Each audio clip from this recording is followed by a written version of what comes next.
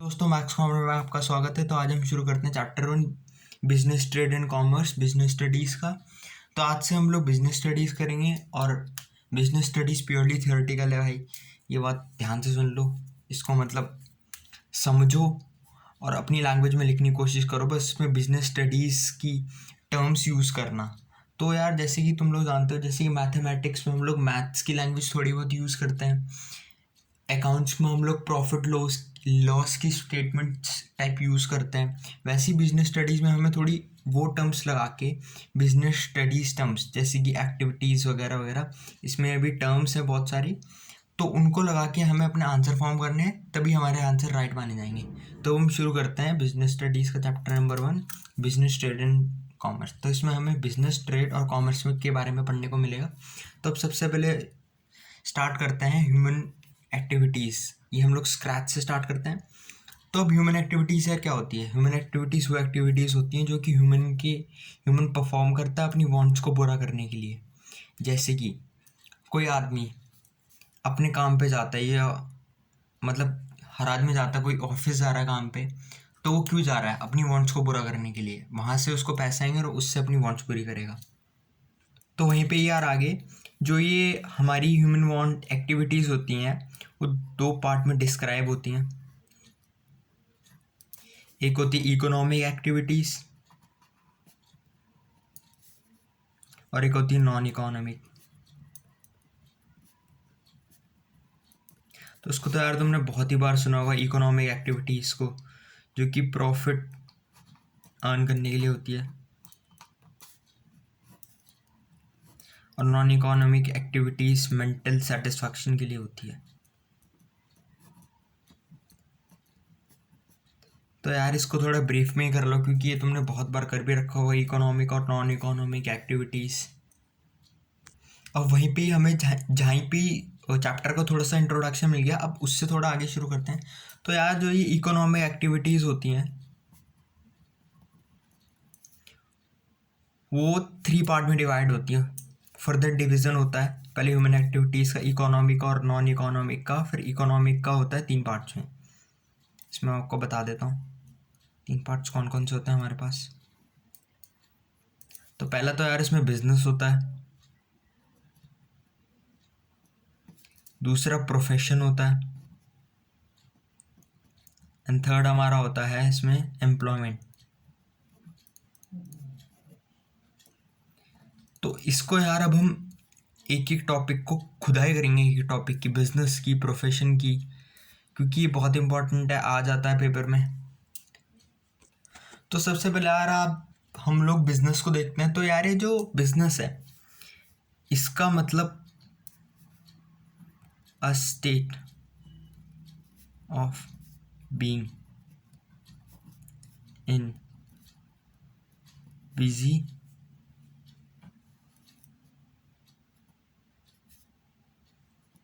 तो यार जैसे कि इसका हमें नाम ही रेकमेंड कर रहा है बिजनेस का, कि बिजनेस का मतलब होता है कि जब कोई बंदा बिजी हो, आई मीन वैसे बिजी नहीं, किसी काम में बिजी।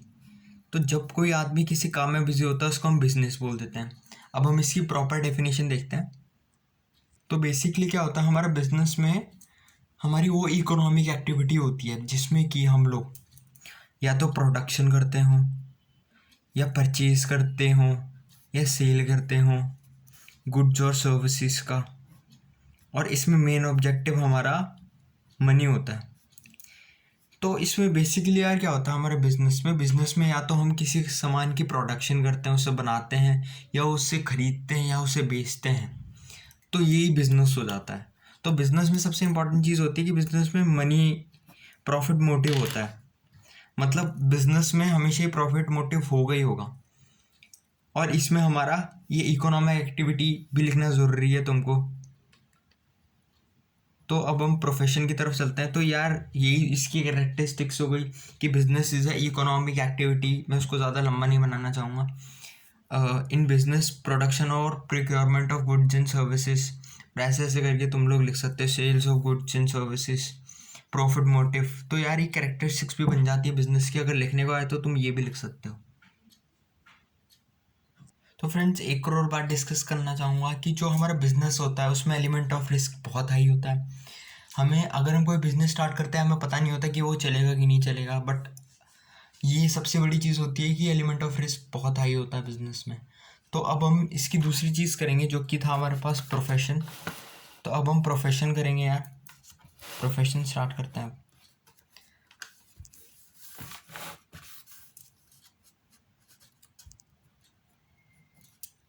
तो प्रोफेशन यार वो एक्टिविटीज़ होती है जिसमें पीपल को एक स्पेसिफिक एक फील्ड से रिलेटेड स्किल चाहिए होती है और नॉलेज चाहिए होती है, तभी वो प्रोफेशनल मान कहलाता है। जैसे कि अब हम इसकी डेफिनेशन के थ्रू इसको समझने की कोशिश करेंगे। Profession includes those activities which require special skills and skill applied by individual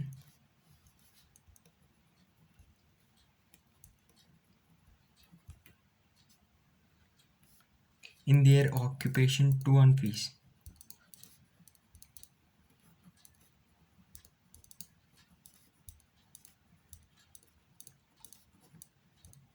तो यार बेसिकली क्या होता है इसमें प्रोफेशन में हमारा कि हम एक स्पेसिफिक डिग्री करते हैं, जैसे कि डॉक्टर हो गया, इंजीनियर हो गया, हमारा लॉयर हो गया, चार्टेड अकाउंटेंट हो गया। तो इसमें यार हमारे पास एक स्पेसिफिक डिग्री होती है जिस डिग्री को अप्लाई करके, मतलब हमारे पास स्किल आ गई उसकी, तो उस स्किल को हम अपने ऑक्यूपेशन को अप्लाई करके हम फीस अर्न करते हैं। जैसे कि डॉक्टर होती है उसकी फ़ीस होती है, लॉयर होती है उसकी फ़ीस होती है। तो इसमें बस इतना ही था प्रोफेशन में। तो इसमें यार जब हम बात करते हैं कैरेक्टरिस्टिक्स ऑफ प्रोफेशन में, तो उसमें यार हमारी नॉलेज वेल डिफाइंड होनी चाहिए। ये नहीं है कि हमारी नॉलेज बहुत हल्की है, क्योंकि अगर हमारी नॉलेज हल्की हुई है, कम हुई, तो हम कंपटीशन में नहीं जी पाएंगे। क्योंकि यार प्रोफेशन में भी बिजनेस की तरह बहुत ज़्यादा कंपटीशन होता है। हम अगर बात करें तो कोड ऑफ कंडक्ट में तो जो मेंबर होता है हमारा प्रोफेशन का, उसे सिंसियरली और ऑनेस्टली काम करना पड़ता है, तभी जो कंज्यूमर होता है उसका उस पर ट्रस्ट बनता है। अब हम बात करते हैं कि जो प्रोफेशनल होता है उसका नेचर ऑफ वर्क कैसा होता है। तो यार प्रोफेशन में ये होता है कि हम एडवाइस दे के अर्न फीस करते हैं। जैसे कि जो डॉक्टर हो गए, लॉयर हो गए, वो एडवाइजरी पे अपनी फीस अर्न करते हैं। तो अब हम तीसरी चीज़ देखते हैं जिसका नाम है एम्प्लॉयमेंट। तो यार एम्प्लॉयमेंट में ये होता है कि हम लोग दूसरों के लिए काम करते हैं। जैसे कि जो हमारे प्राइवेट कंपनी में जो एम्प्लॉयर्स होते हैं, गवर्नमेंट जो एम्प्लॉयर हायर करती है, तो उनको क्या करती है, अपने लिए हायर करती है, और हायर करने के बाद उनको वो वेजेस देती है और सैलरी देती है इन रिटर्न ऑफ वर्क। तो एम्प्लॉयमेंट में वही चीज़ आती है कि प्रोफेशन और बिजनेस में हम लोग खुद के लिए काम करते हैं, जैसे कि लॉयर, डॉक्टर या बिजनेस में हम लोग खुद का काम करते हैं। बट एम्प्लॉयमेंट में हमें दूसरों के लिए काम करना पड़ता है और उससे हमें वेजेस अर्न होते हैं। तो यार अब हम आगे बढ़ते हैं, तो हम देखते हैं अब इसमें क्या है हमारे पास। तो अब जो हमारी बिजनेस एक्टिविटीज़ हैं, जो हमारी बिजनेस एक्टिविटीज़ हैं वो अब हमारे दो पार्ट्स में बांटी जाती है, इंडस्ट्री और कॉमर्स।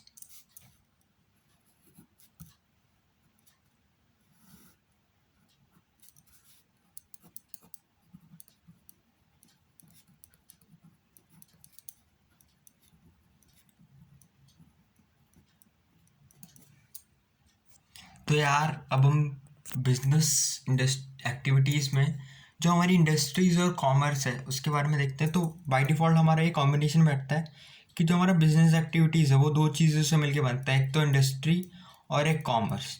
अगर ये दोनों कॉम्बिनेशन साथ में काम करेंगे तब जाके हमारा बिजनेस रन कर पाएगा, क्योंकि इंडस्ट्रीज़ में हमारा जो प्रोडक्शन है वो होगा और कॉमर्स से जो हमारा बिजनेस है। अब कॉमर्स में यार हम लोग ऐसे बात कर सकते हैं कॉमर्स होता क्या है। तो कॉमर्स बेसिकली क्या होता है, हमारा जो एडवर्टीजमेंट होती है, बैंकिंग होती है, और हमारा जितने भी टर्शियरी सेक्टर्स के वर्क होते हैं वो सारे कॉमर्स के अंडर आ जाते हैं। तो इंडस्ट्रीज़ में क्या होता है, जो हमारा रॉ मटेरियल होता है वो एक यूज़फुल गुड्स में कन्वर्ट करा जाता है। जैसे कि अगर हम एक गन्ने लेके जाएं इंडस्ट्री में तो हमारा शुगर बन जाती है, जो कि एक यूज़फुल प्रोडक्ट है और जो कि हमारा रॉ मटेरियल में से बना हुआ है। वहीं पे अगर हम बात करें कॉमर्स, तो यार बिज़नेस के लिए एडवर्टीज़मेंट भी बहुत ज़रूरी है, या बैंकिंग भी बहुत ज़रूरी है, क्योंकि इन सब चीज़ों के बिना बिज़नेस हमारा रन नहीं कर पाएगा।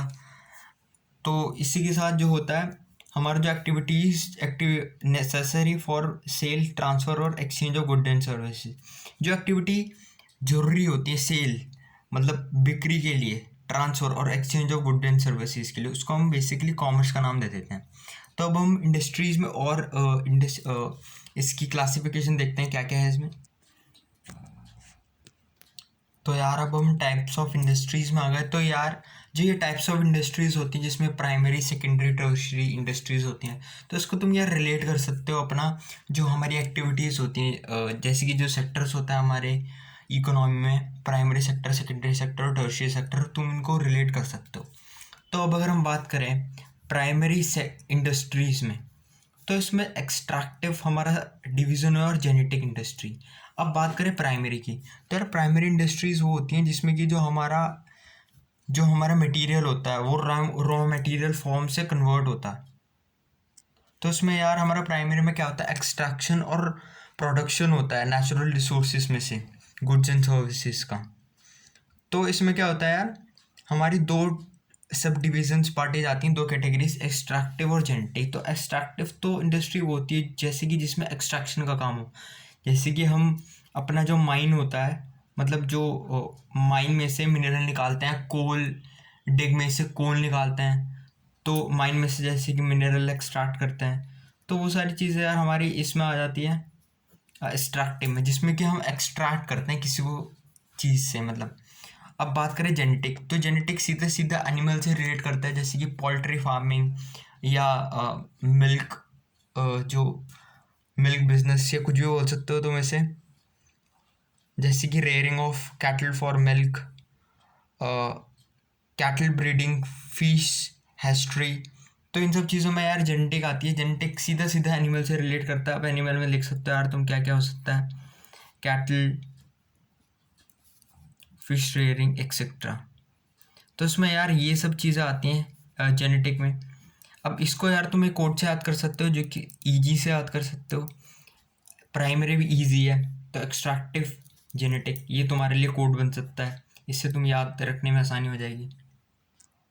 तो यार जो सेकेंडरी इंडस्ट्रीज़ होती हैं वो इस चीज़ पे काम करती हैं कि जो हमारा प्राइमरी में हमने जो एक्सट्रैक्ट किया हुआ मटेरियल के को लिया, मतलब एक्सट्रैक्ट किया नेचर से हमने प्राइमरी इंडस्ट्री में, वहीं पे ही सेकेंडरी इंडस्ट्री में जो हमने एक्सट्रैक्टेड मटेरियल है उससे हमारी प्रोसेसिंग करते हैं हम लोग। मतलब सपोज़ करो हमारे पास, जैसे कि पिछला एग्जांपल था, हमारे पास शुगर केन है, हमने उनको सेकेंडरी इंडस्ट्री में भेज के उनकी शुगर बनवा दी, तो वो हमारी मैन्युफैक्चरिंग हो गया। तो मैन्युफैक्चरिंग इंडस्ट्रीज़ में यार हमारी प्रोसेसिंग होती है, हमारा जो रॉ मटेरियल है उसके साथ।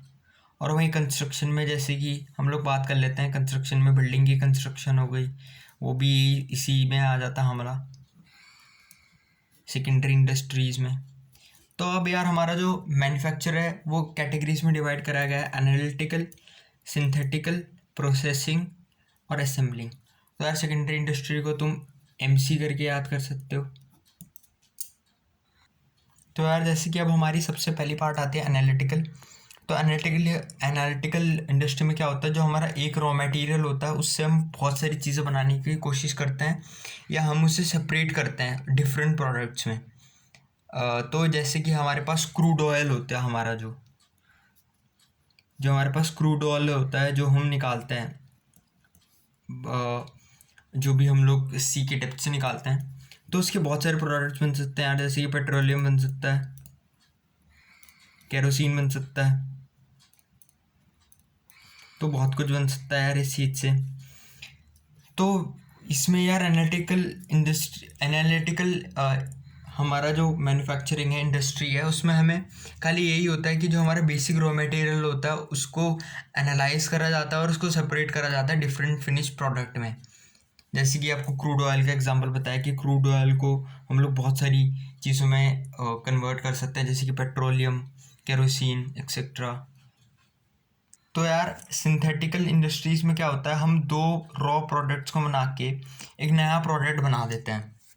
जैसे कि हम किसी भी इंडस्ट्री में दो रॉ मटेरियल को बना के एक कंबाइंड टुगेदर फॉर्म में एक नया प्रोडक्ट बना सकते हैं। अब जैसे कि हम लोग यार देख लें, केमिस्ट्री के बच्चे तो जानते होंगे कि हमारा जो C+O2 है गिव्स अस CO2। तो यार इसमें यही चीज़ होता है कि हमारा दो मटेरियल्स होते हैं जिससे हम मिलके एक हमारा फिनिश गुड बनता है। तो बेसिकली हमारा सिंथेटिक में ये हो गया। अब हम बात करेंगे प्रोसेसिंग की। तो यार प्रोसेसिंग में हमारा क्या होता है कि हमारी जो इंडस्ट्री होता है उसमें क्या होता है, एक जो प्रोडक्ट होता है वो बहुत सारी स्टेजेस से पास होता है एक फाइनल प्रोडक्ट बनने के लिए।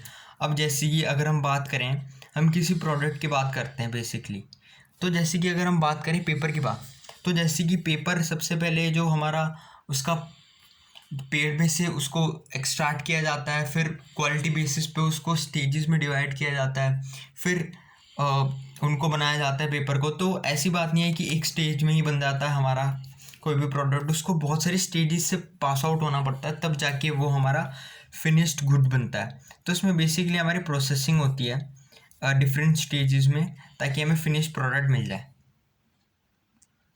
तो यार जो असेंबलिंग हमारी इंडस्ट्रीज़ होती है उसमें हमारा क्या होता है, जैसे कि सपोज करो एक कार है, उसमें इंजन भी होता है,